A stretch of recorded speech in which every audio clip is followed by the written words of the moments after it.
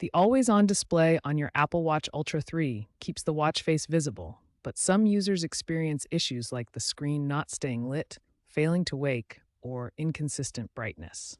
These problems often stem from software glitches or sensor calibration. The first step is to ensure your watchOS is up to date, currently watchOS 11.2.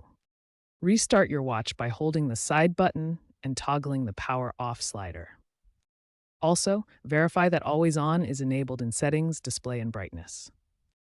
Check that theater mode is off and Wake on Wrist Raise is on in Settings, as they can interfere with AOD functionality.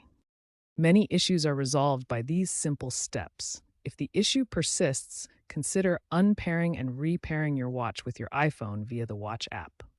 If basic troubleshooting doesn't work, try resetting all settings on your Apple Watch, which can resolve deeper software conflicts.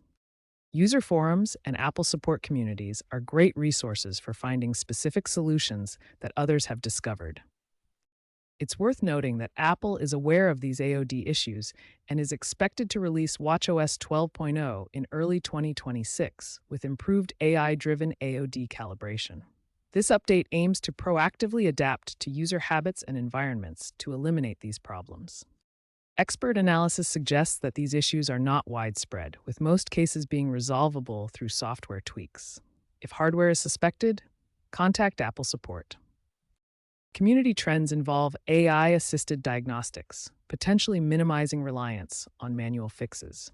Expect future Apple Watch models to boast enhanced sensor integration and smarter algorithms for a more robust always-on display experience, with predictions of a significant reduction in AOD-related complaints by 2027.